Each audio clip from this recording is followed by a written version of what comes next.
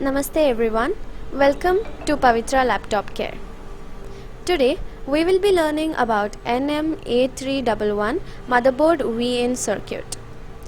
This is a full explanation video through an animation which will show you more about it. So let's start. Now let us see how current flows in an open circuit. As per schematics, this is how a VIN circuit looks.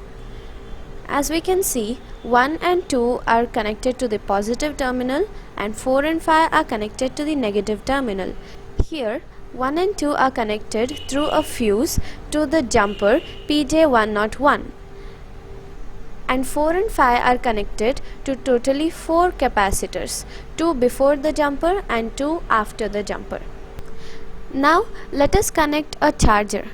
As soon as we connect it, 20 volts will pass through the circuit.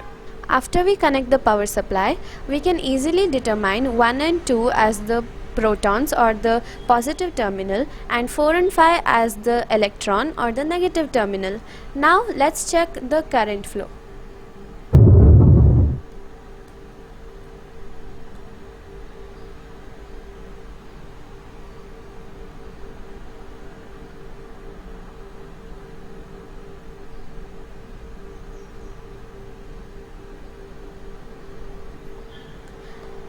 What we saw just now was the current flow trying to reach the protons, but as it enters each capacitor, the capacitor opposes the DC, which means that it's not letting the path connect. So the current flow just goes back and tries to go through another capacitor.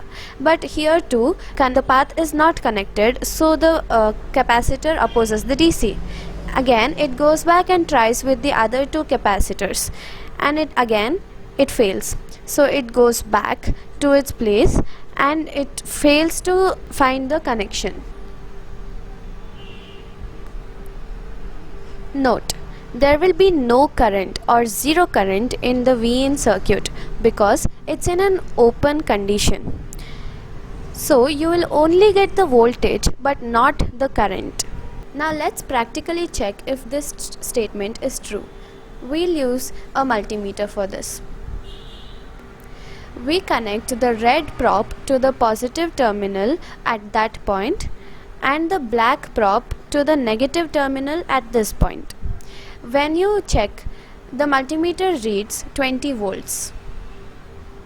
This means that we do get an voltage, but when we check with an amp meter, we don't get current. The current is 0.